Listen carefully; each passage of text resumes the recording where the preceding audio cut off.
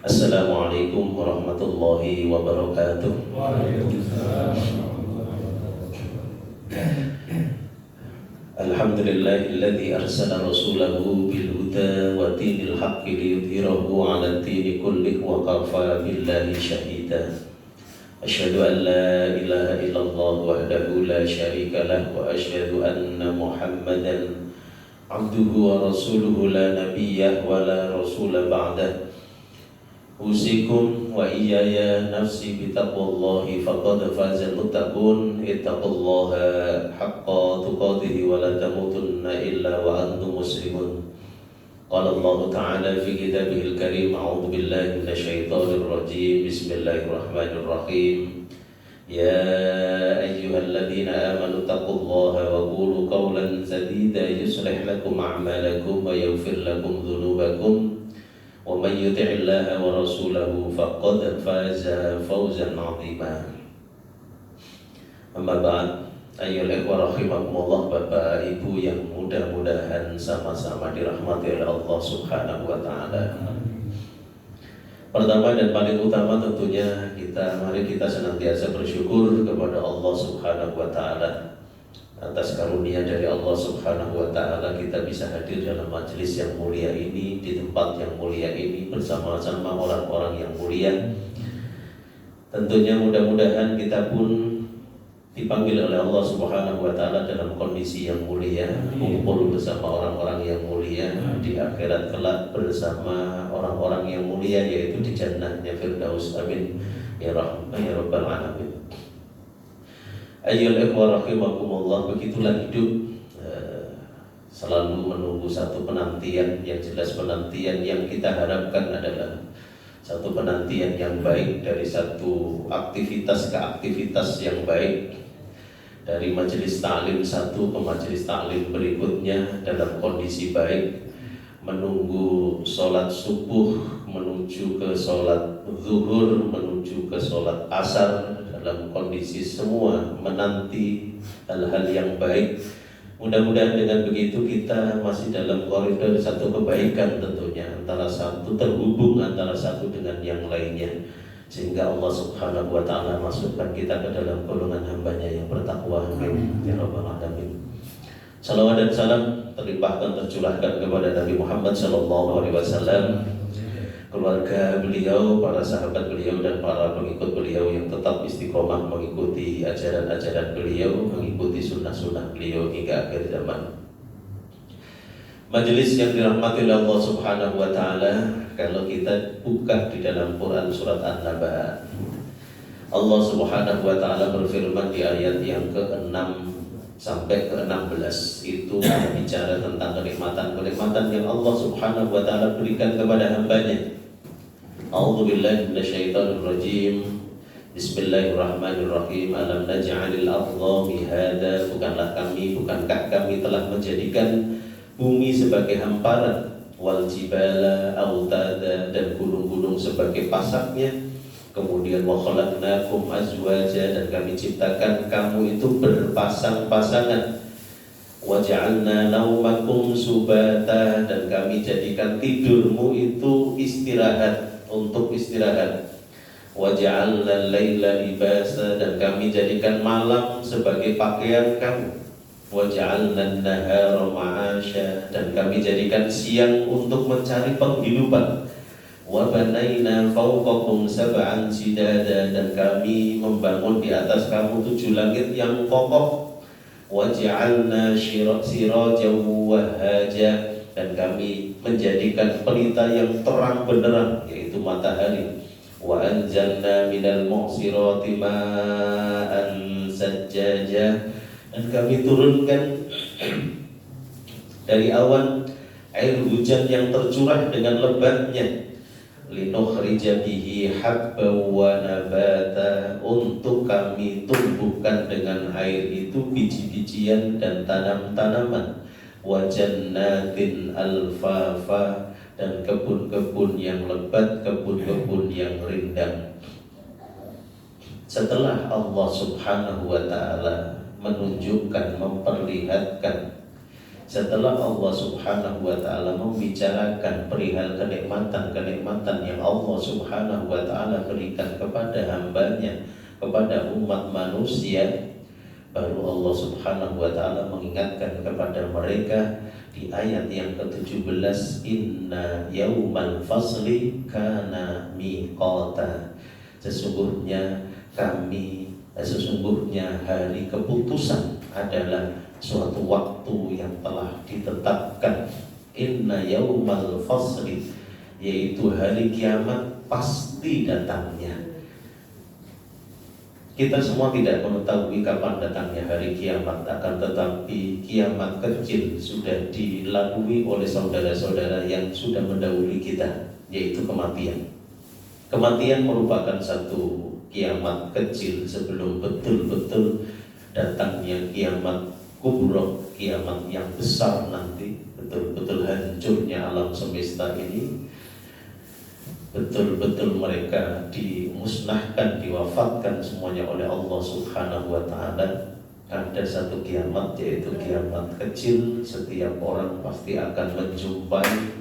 Kita sudah hafal semuanya, kullu nafsin dha'iqatul maut. Setiap yang berjiwa pasti akan merasakan yang namanya kematian. Yang duduk bermajelis di masjid ini, di tempat kita ini, semuanya akan berganti dengan generasi berikutnya. Kita pun akan mengikuti mbah-mbah kita, nenek-nenek kita. Kita akan mengikuti mereka menuju jalan, yaitu jalan yang bernama alam barzah.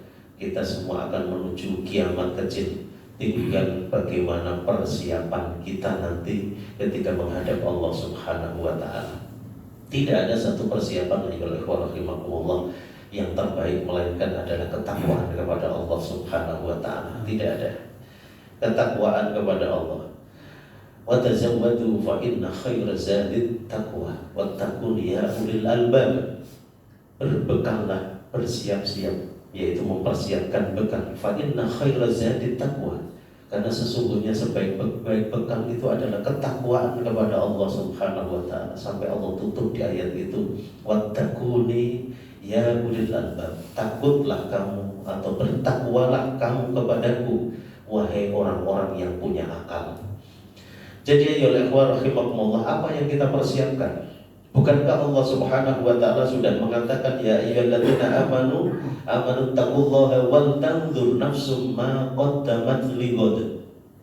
Wahai orang-orang yang beriman, kita diseru oleh Allah Subhanahu wa ta'ala, yaitu orang-orang yang beriman. Hanya orang-orang yang beriman sajalah yang akan noleh, yang akan menjawab seruan tersebut. Ya, tidak mungkin ketika ada dua orang pedagang, yang satu pedagang sayur, yang satu pedagang buah, ketika dipanggil Pak buah, kemudian yang sayur itu datang, tentunya tidak. Pak buah yang datang adalah penjual buah, Pak sayur yang datang adalah penjual sayur. Begitu juga di sini adalah seruannya adalah orang-orang yang beriman. Wahai orang-orang yang beriman, maka orang-orang yang beriman pastinya dia adalah noleh, kemudian menjawab seruan daripada yang memanggil tadi itu, ittaqullah, bertakwalah kamu kepada Allah. Ya, bertakwalah kamu kepada Allah. Ini yang berbicara adalah Allah Subhanahu wa ta'ala menyeru kita, ya lewat menyeru kita. Kurang apa benarnya, kurang apa dahsyatnya kemahabesaran Allah, kemutawatirannya Al-Quran ini, ya, yang tidak bisa dibantah. Dan di sini Allah Subhanahu wa ta'ala mengingatkan, wal tanzur nafsum ma qaddamat lighad. Apa? Setiap diri itu akan memperhatikan apa yang bekal, apa yang ia siapkan untuk hari esok, yaitu hari kiamat, hari akhir.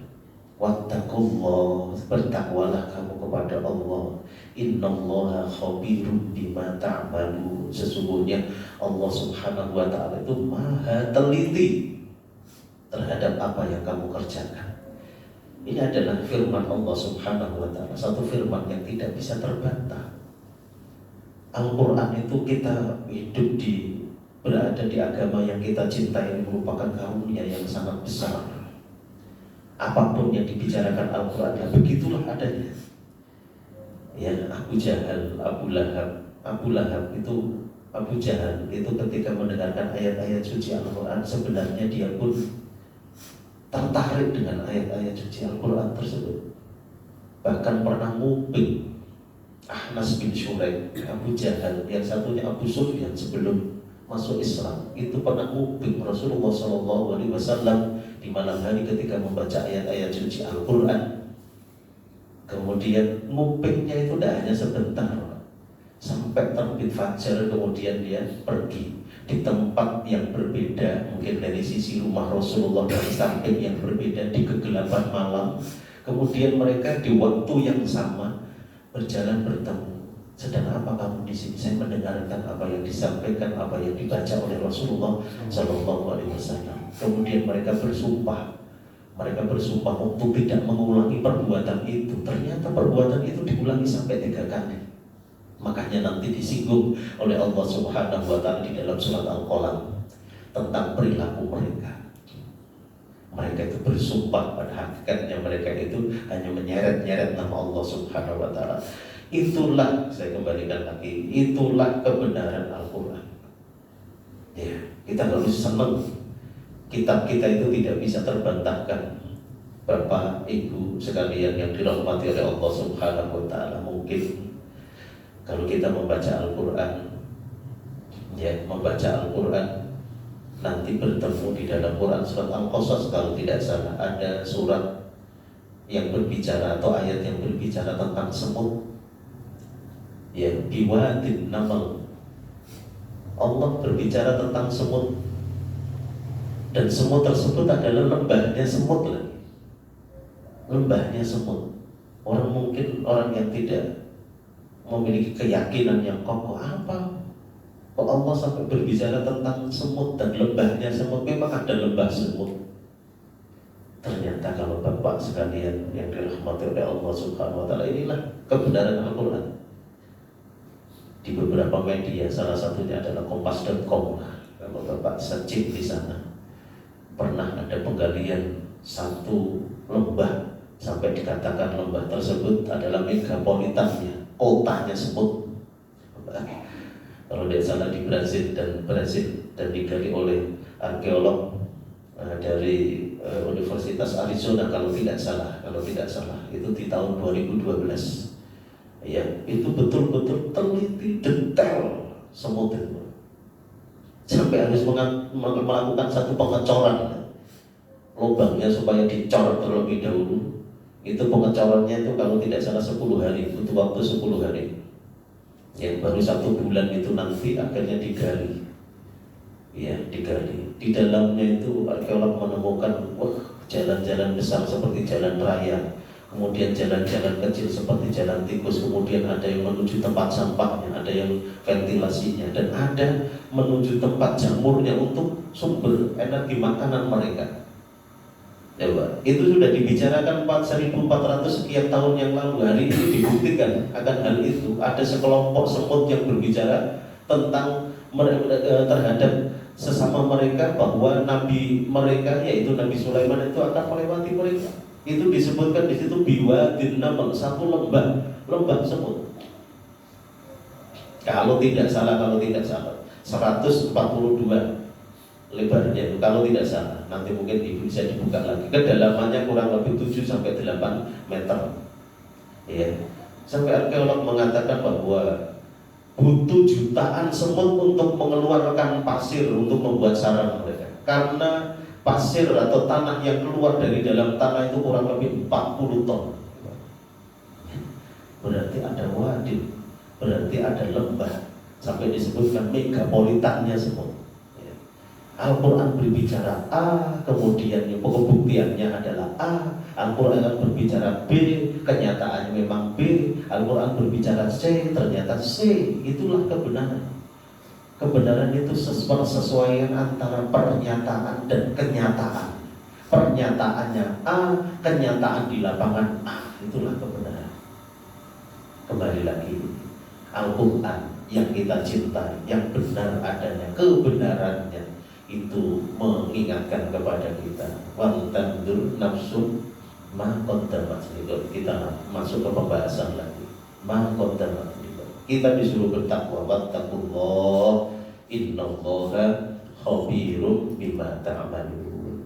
Kemudian mungkin kita bertanya, kok suruh bersiap takwa untuk mempersiapkan takwa itu apa, Ustaz? Misalnya pada khutbah Jumat rukun, salah satu rukun khutbah itu kan adalah wasiat takwa. Paling simpel adalah menjalankan perintah Allah, jauhi larangan Allah, itu adalah takwa. Tapi ada seorang ulama yang namanya Ibnu Mu'taz. Beliau ditanya tentang takwa, maka beliau menjawab, khalid dzunuba saghiraha wa kabiraha dakat tuqa. Tinggalkan, jauhi dosa kecil, jauhi dosa besar, itulah takwa. Jauhi dosa kecil, sekecil apapun jangan diremehkan. Nggak boleh meremehkan, sekecil apapun itu. Apalagi membanggakan. Apalagi setelah melakukan dosa kecil, ngomong-ngomong sama yang lainnya, sudah ditutup oleh Allah, diomongkan ke yang lainnya, jadi dosa besar akhirnya. Padahal Allah sudah berusaha menutup. Khalid dzunuba saghiraha wa kabiraha dakat tuqa. Kamu tinggalkan dosa kecil, dosa besar, itulah yang dinamakan takwa. Fasna kama shin fawqal ardi syauqi yahdaru ma yara. Kamu itu berjalan di muka bumi ini, itu berjalan penuh dengan kehati-hatian sebagaimana engkau berjalan di atas bumi yang banyak durinya. Niscaya kamu akan betul-betul memperhatikan jalanmu, melihat apa yang kamu akan lintasi tersebut. Ya. Kemudian ditutup oleh beliau, la tahqiranna saghiratan fa innal jibala minal hasad. Kamu jangan meremehkan sesuatu yang kecil, karena sesungguhnya gunung itu tersusun dari kerikil-kerikil batu-batu yang kecil. Ya. Bapak ibu yang rumahnya dekat gunung di Jawa kah, di Sulawesi kah, di mana kah? Kalau di Kalimantan tidak ada gunung tinggi, apalagi daerah Samarinda, meskipun banyak gunung, gunung lipat, gunung lingai, gunung macam-macam ya kan, gunung pagat kalau tempat saya ya kan, gunung-gunung ya hanya gunungan tanah sebenarnya, istilah saja. Ya, kalau di Jawa itu gunung ya gunung, gunung ya gunung raksasa. Lau anzalna hadzal Qur'an 'ala jabalin la ra'aitahu khashi'an mutasaddian min khasyatillah. Betul-betul gunung.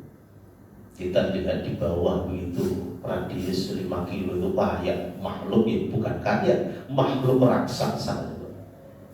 Itu kan gunung, itu tersusun. Qadarullah, mertua saya itu kan dekat gunung tertinggi di mana itu namanya di Jawa Barat, yaitu tinggalnya mertua saya itu di Kuningan.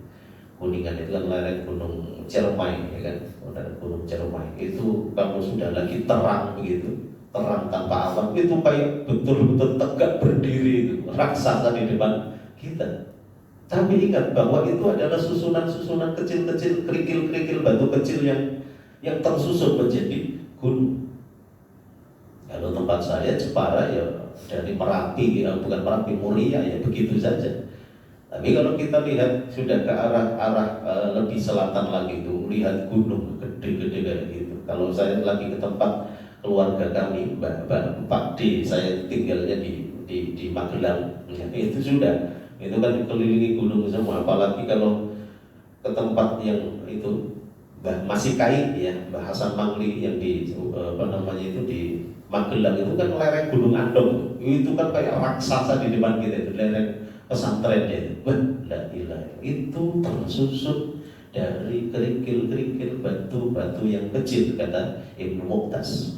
Makanya jangan remehkan sesuatu yang kecil. Dalam hal ini adalah konteksnya adalah dosa kecil. Ingat bahwa gunung yang besar itu tersusun dari batu-batu maupun kerikil yang kecil. Maka kembali lagi ya ikhwah rahimakumullah, mari kita siapkan diri kita untuk hari esok kita, yaitu mempersiapkan dengan ketakwaan kepada Allah Subhanahu wa taala. Inna yaumal fasli kana miqata, sesungguhnya hari keputusan adalah suatu waktu yang telah ditetapkan. Ingat, yaumal fasl, yaumul fasl, ada yang mentafsirkan al-faslu di situ itu artinya adalah pembeda. Faslun itu juga artinya adalah pembeda, bukan hanya sesuatu keputusan, akan tetapi artinya adalah pembeda. Sehingga di hari tersebut adalah hari yang membedakan mana yang dolim dan mana yang suka didolimi, mana yang durhaka, mana yang biasa melakukan ketaatan, mana yang kafir, mana yang mukmin, mana yang musyrik, mana yang muslim. Di situ akan dibedakan, mana tidak ada yang bisa dibanggakan lagi kecuali amal soleh. Tidak ada. Karena mau dia itu jabatannya setinggi apapun di dunia ini.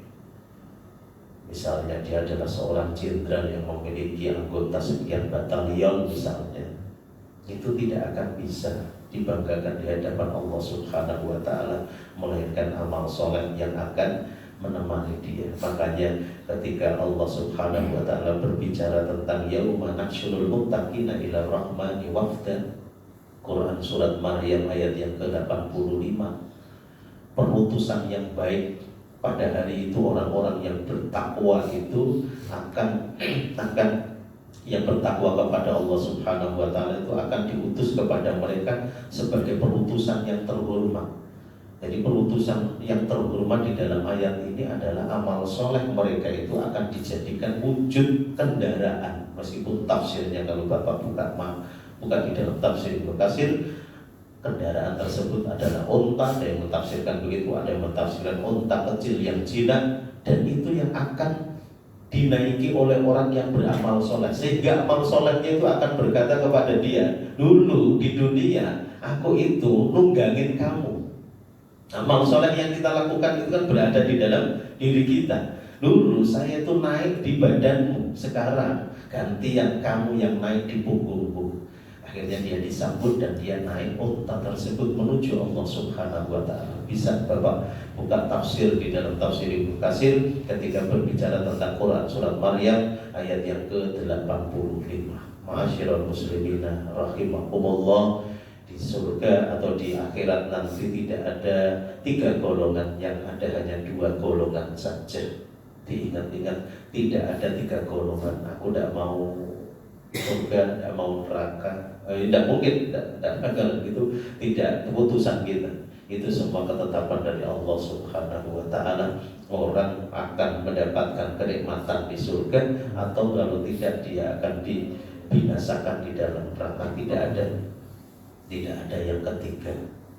Meskipun pernah kami sampaikan dalam majelis ini dan oleh para asatidz yang lainnya, ada ashabul a'raf yang di tengah-tengah, memang iya. Tapi itu sifatnya adalah tidak selama-lamanya di situ. Bukan berarti di situ sebentar. Jadi orang yang memiliki amal soleh kok bisa-bisanya amal soleh itu pas. Oh iso. Kebaikannya 50, keburukannya 50, ditimbang pas, ya coba ditambahi 1 on sedikit kebaikannya begitu, itu dia jomplang. Ini pas, akhirnya dia ditaruh di gunung atau tempat yang namanya Al-A'raf. Gak masuk surga, gak masuk neraka, itu jumlahnya banyak. Tapi di situ itu Bapak Ibu sekalian, wajah mereka, bagian muka mereka itu gosong semua, karena menghadap ke arah neraka. Gosong semuanya, sampai mengeluh dan memohon kepada Allah dengan proses yang sangat panjang. Kemudian dia minta untuk dibalikkan wajahnya. Iya, wajahnya akhirnya berseri-seri karena dia menghadap ke arah surga, tapi punggungnya kosong. Sampai akhirnya dijauhkan, mepet lagi sampai pintunya surga, melihat bidadari berjalan, melihat keindahan surga. Akhirnya minta masuk ke dalam surga. Akhirnya masuk. Tapi Bapak jangan sampai ada kepikiran, wis aku tidak apa-apa yang itu saja. Jangan begitu Pak. Allah minta kok yang rendah-rendah. Aku itu yang itu saja, kan ujung-ujungnya di neraka. Untuk urusan berdiri di Al-A'raf itu lamanya minta ampun. Labisina fiha ahqaba. Ya, labisina fiha ahqaba. Mereka itu tinggal di sana itu dalam keadaan Hukum itu satu hukumnya itu kalau tidak salah tafsirnya banyak itu 70 tahun, ada 72 tahun. Aqobah beberapa tahun, beberapa hukum itu tinggal dikalikan saja. Ya, Pak, kalau seharinya itu 1000 tahun, kalikan saja. Satu hukum itu kita ambil saja pendapat yang 70 tahun kali 1000 satu harinya, tinggal dikalikan satu tahunnya terus berapa. Kemudian kita memilih itu saja saya lah, nggak apa-apa. Yang penting tujuannya kan surga di awal. Kami sudah bersama-sama berdoa mudah-mudahan kita dikumpulkan di jannahnya Firdaus. Ya Rabbal Alamin. Itulah yang diinginkan, itulah yang diperintahkan oleh Rasulullah Sallallahu Alaihi Wasallam. Jangan minta kita itu untuk urusan dunia saja, Pak. Maksimalnya minta ampun, Pak. Mentok. Ya, kenapa dalam urusan akhirat tidak mbahnya mentok? Tidak betul-betul luar biasa. Dunia memang tidak bisa diabaikan, walatan sanasibaka minad dunia, tapi akhirat itu adalah rumah kita, itu adalah tujuan hidup kita. Jangan sampai terkaget-kaget ketika dibangkitkan oleh Allah Subhanahu wa taala sedangkan kita semua ini dalam kondisi tidak siap. Na'udzubillahi min dzalik, summa na'udzubillahi min dzalik. Kemudian ayat berikutnya insyaallah dua yang akan kami bahas pada kesempatan pagi hari ini. Yauma yunfakhu fis suri fatatuna afwaja. Afwaja. Nyebut ja ini susahnya, minta ampun saya orang Jawa ini, Pak. Saya itu masih belajar tahsin, Pak. Nyebut ja itu remedi sih, Pak. Ya, Pak. Remedi kalau orang sekolah. Istri saya malah lanjut malah dari saudara. Idanya istri kan bukan ngebahas Jawa, saya mau ngebahas Jawa aku aja. Kan latihannya kan kertas ditaruh di depan, tidak boleh ada nafas kan, Pak. Kalau kertasnya goyang-goyang begini berarti masih salah gitu. Gitu, Pak. La ilaha illallah. Tapi ya harus tetap semangat, Pak. Kita harus tetap belajar, Pak. Meskipun kami di pondok pesantren yang sifatnya tahsin, takfid. Takfid itu kan sudah backgroundnya adalah tahsin, masih juga masih secara online belajar tahsin masih. Fatatuna afwaja. Artinya adalah pada hari tersebut, ya, pada hari tersebut sangkakala itu ditiupkan, lalu kalian akan datang berkelompok-kelompok. Setelah Allah berbicara kenikmatan tadi ayat 6 sampai 16 secara enggak usah tanpa penjelasan, sudah kami bacakan terjemahnya tadi. Allah mengingatkan tentang yaumul fasl, kemudian Allah juga mengingatkan tentang yauma yunfakhu fis suri fatatuna afwaja. Ingat nanti itu ada satu hari ketika sangkakala itu ditiupkan dan kalian itu datang dalam keadaan berkelompok-kelompok. Rasulullah Sallallahu Alaihi Wasallam kata Rasulullah, Inna Allah lamma faragha min khalqis samawati wal ard, setelah Allah menciptakan langit dan bumi, khalaqas sur, Allah menciptakan as-sur, yaitu sangkakala. Fa'atahu Israfil fa huwa wadi'uhu ala fi, kemudian sangkakala tersebut diserahkan kepada Israfil, kemudian diletakkan di mulutnya. Ya. Sahisan basarahu ilal arsy yang tadiru mata yukmar. Nah, itu setelah sangkakala itu ujungnya ini ya sangkakalanya itu tempat niupnya itu diletakkan di mulutnya, maka Israfil saat itu menghadap ke arah, matanya tajam ke arah arsy, menunggu perintah dari Allah. Menunggu perintah dari Allah. Jadi kalau ditanya Israfil ini ngapain Ustaz? Ya itu nunggu itu. Nunggu perintah Allah itu. Kalau tiup langsung Pak, selesai itu. Ya, jadi tidak ada. Akhirnya ada pertanyaan, Jibril ini ngapain Ustaz? Apa sudah pensiun? Yaudah, terus masih wahyu sudah selesai kok turun? Enggak, masih. Bapak kan pernah rasa gembira kan? Itu yang menurunkan adalah Jibril alaihissalam. Ada orang yang beramal soleh, tidak pernah dia menampakkan Tiba-tiba itu sekelilingnya masyarakat itu pokoknya terhadap bapak yang satu ini itu ceritakan kebaikan-kebaikannya terus. Kan begitu ada orang begitu, oh, bapak itu orangnya begini. Pokoknya kebaikan-kebaikan. Itu karena sebab apa? Allah berkata kepada Jibril, sampaikan ke penduduk langit bahwa aku penduduk bumi, bahwa aku mencintai orang tersebut, mencintai Fulan bin Fulan, disebut nama bapaknya. Ya, maka kabarkan kepada mereka bahwa aku mencintainya. Akhirnya tetangga-tetangganya, masyarakat sekitar itu melihat, bahkan ketika meninggal, bapak itu sudah tidak ada ya. Diingat kebaikan-kebaikan itu yang menghembuskan siapa? Jibril alaihissalam. Jadi tidak ada yang pensiun ya, terus pensiun dapat itu tunjangan begitu, tidak ada. Dia mendapatkan masih tetap terus melaksanakan perintah Allah Subhanahu wa ta'ala. Kemudian dilanjutkan, ya Rasulullah wa Masul, modelnya kayak apa? Apa namanya itu? Sangkakala itu kata Rasulullah al-qarnu, itu seperti tanduk, modelnya seperti tanduk. Qultu kaifa huwa, kayak mana bentuknya itu, modelnya besarnya kayak mana? Kata Rasulullah, azimun, sangat besar sekali. Walladzi ba'asani bil haqqi inna 'azma daratan fihi ka'ardis samawati wal ard. Demi zat yang telah mengutus aku, sesungguhnya besarnya daratan itu apa namanya itu? Diameternya itu ka'ardis samawati wal ard, sebagaimana luasnya langit dan bumi. Coba itu kalau ditiup kayak apa bumi ini? Hadisnya sahih. Ya, bumi ini kayak apa? Dari Abu Hurairah. Di dalam kitabnya Tadhkirah punyanya Imam Al-Qurtubi rahimahullah. Bapak kan pernah dengar info tentang Sadhorak kan?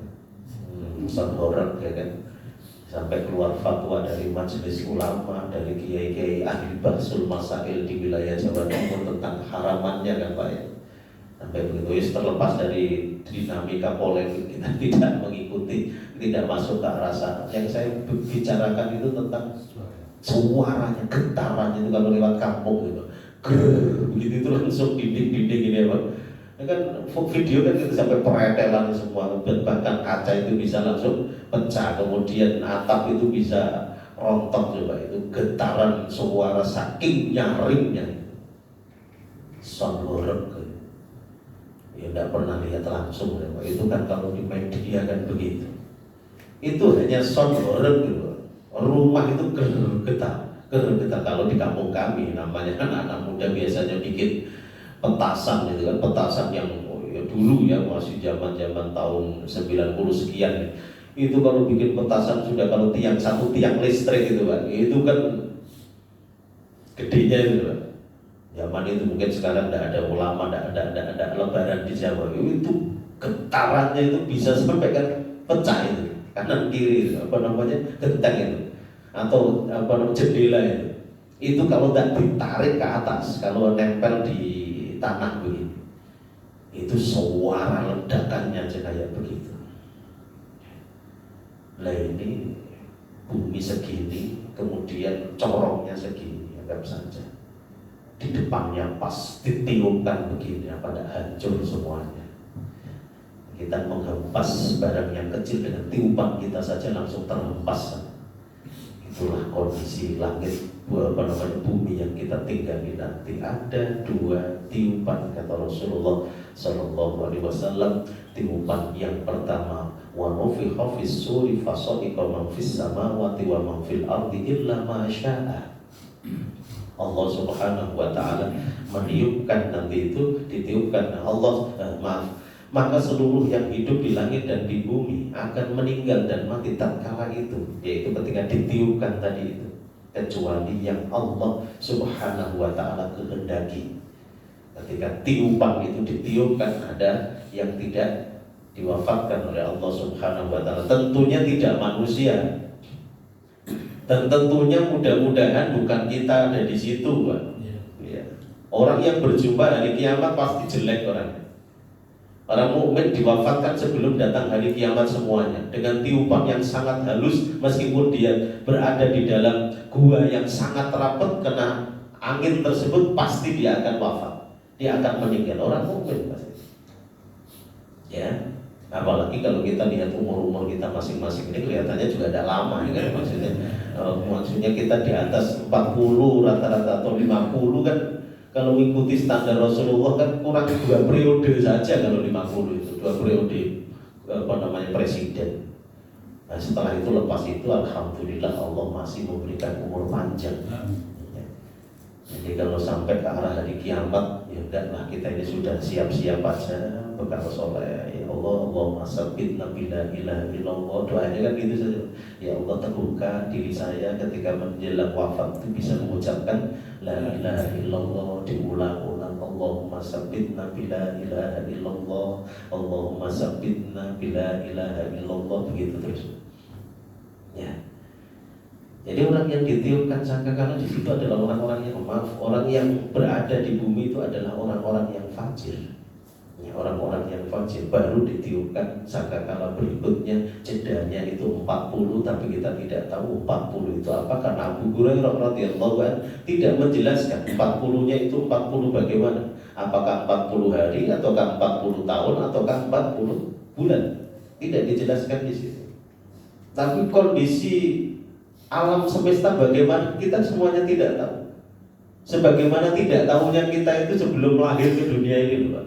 Kita itu di mana? Tapi ada. Dan wujudnya kita ketemu ini sekarang. Ya, ada. Ya, nanti sudah tidak tahu. Akhirnya nanti dibangkitkan di tiupan kedua. Bangkit semuanya. Kaget semua. Kaget. Ada yang mengatakan yang kaget hanya orang kafir. Tapi ada yang mengatakan yang kaget itu semuanya. Orang kafir kaget, orang mukmin kaget. Kagetnya begini, kaget orang mukmin beda. Nah, bahasa saya ya. Ini sudah saatnya. Dulu yang pernah dijanjikan oleh Rasul kami akan mendapatkan surganya Allah Subhanahu wa taala. Nah, ini sudah hari yang saya tunggu-tunggu, maksudnya begitu. Ya sudah PD-nya minta ampun orang mukmin. Nah, kalau orang kafir kagetnya itu ayat selesai tadi itu dia akan diseret ke neraka, dia kaget. Yang bangunkan kami dari kubur kami siapa ini? Terkaget-kaget dia karena ketidaksiapan dia menghadapi hisab di hadapan Allah Subhanahu wa taala, dan mereka itu akan dikelompokkan dengan sekian kelompok. Dikelompokkan kanan dan kiri. Jalan berkelompok-kelompok. Jalan kita. Komandannya siapa kelompok ini? Wah, ada Abu Bakar Siddiq di sini. Alhamdulillah, Pak. Kita aman berarti. Ternyata kaget jalan bareng. Ada Firaun di sebelah kita. Sudah waalaikumsalam itu sudah. Sampai jenengan cinta gitu. Aku Abu Lahab lagi. Salah berdiri sudah, Pak. Sudah selesai. Sudah naudzubillah ya Allah, naudzubillah. Ya naudzubillah. Kan berkelompok-kelompok mereka. Makanya tadi inna yaumal fasli kana miqatan yauma yunfakhu fis-suri fatatuna afwaja, berkelompok-kelompok.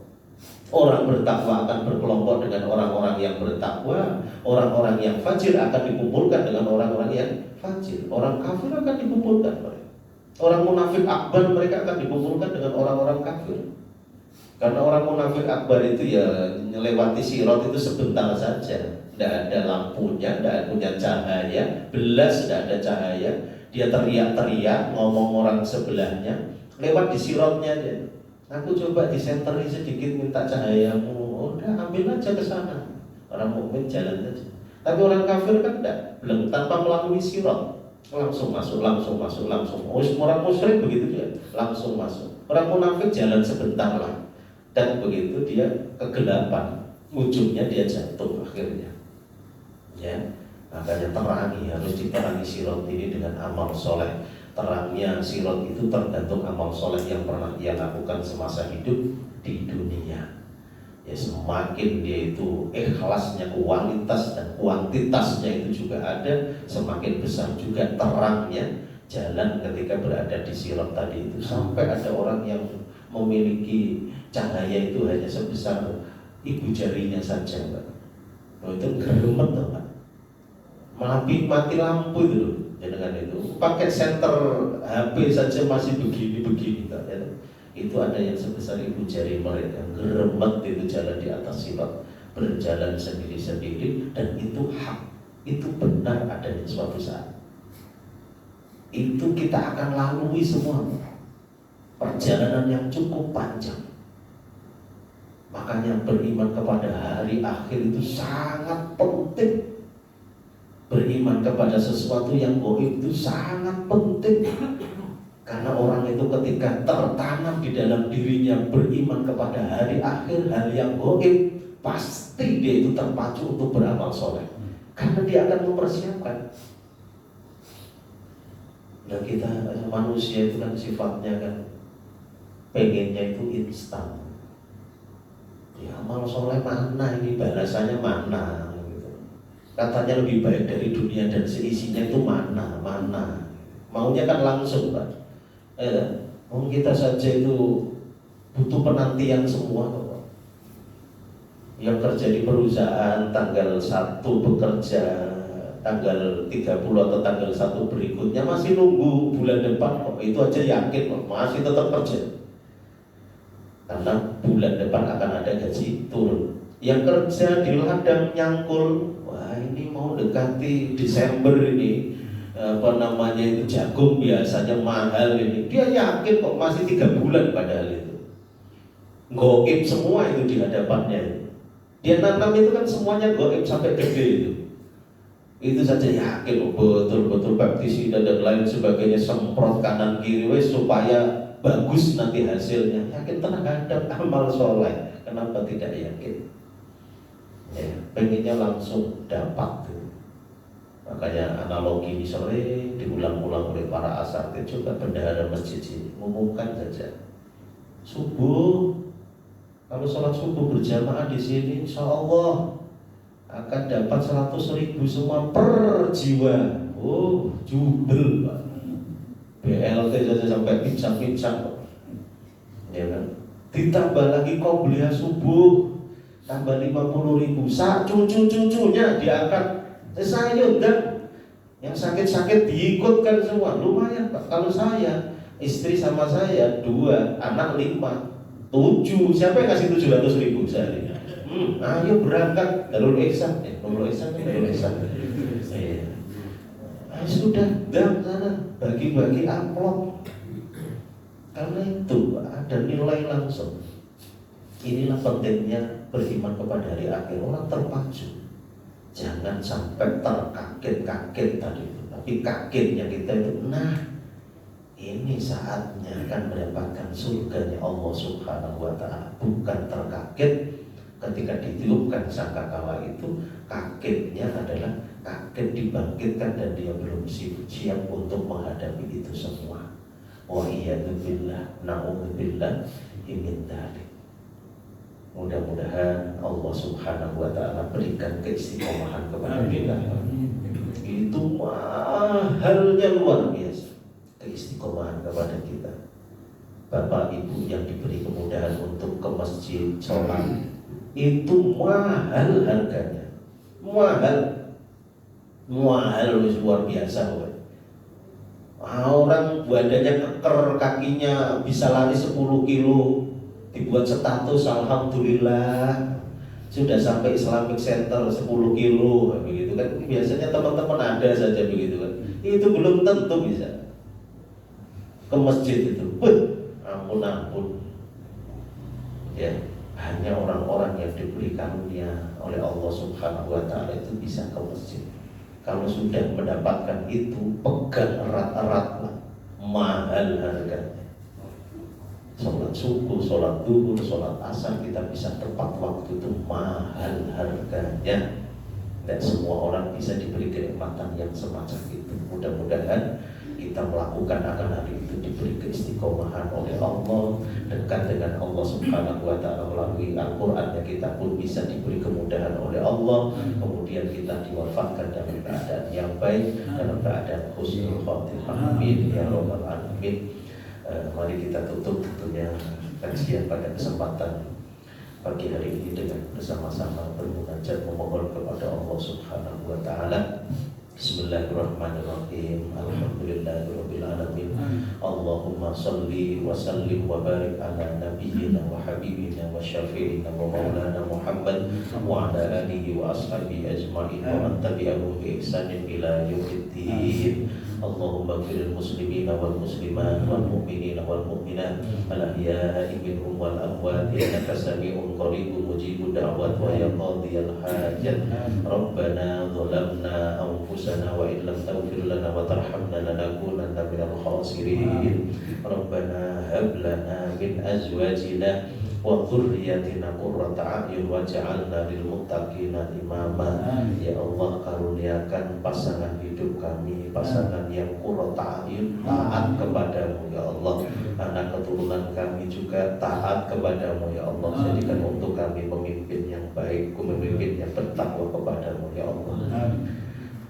Rabbana ighfir lana wa liwalidina warhamhum kama rabbawna shighara. Allahumma hasibna hisaban yasira. Allahumma hasibna hisaban yasira. Allahumma hasibna hisaban yasira. Ya Allah, hisab kami dengan hisab yang ringan, yang mudah ya Allah. Allahumma inna nas'aluka bi husnil khatimah wa na'udzubika min su'il khatimah. Allahumma inna nas'aluka ridhaka wal jannah wa na'udzubika min sakhatika wan nar. Allahumma inna nas'aluka al-huda wat tuqa wal afafa wal ghina. Allahumma inna nas'aluka ilman nafi'an wa rizqan thayyiban wa amalan mutaqabbala. Allahumma arinal haqqa haqqa warzuqna ittiba'ah wa arinal batila batila warzuqna istinabah. Ya Allah, tunjukkanlah yang benar itu benar, yang hak itu hak ya Allah. Berilah kekuatan kepada kami untuk mengikutinya ya Allah. Tunjukilah yang batil itu batil, yang salah itu salah ya Allah. Berilah kekuatan kepada kami untuk menjauhinya ya Allah. Allahumma inna nas'aluka salamatan fid din wa afiyatan fil jasad wa ziyadatan fil ilmi wa barakatan fil rizqi wa taubatan qabla al maut wa rahmatan 'inda al maut wa maghfiratan ba'da al maut. Allahumma hawwin 'alaina fi sakaratil maut. Allahumma hawwin 'alaina fi sakaratil maut wa najatan minan nari wal 'afwa indal hisab. Rabbana taqabbal minna innaka antas samiul 'alim wa tub 'alaina innaka antat tawwabur rahim. Rabbana atina fid dunya hasanah wa fil akhirati hasanah wa qina adzabannar. Subhana rabbika rabbil 'izzati amma yasifun wa salamun 'alal mursalin walhamdulillahi rabbil alamin. Kurang dan lebihnya saya mohon maaf. Assalamualaikum warahmatullahi wabarakatuh.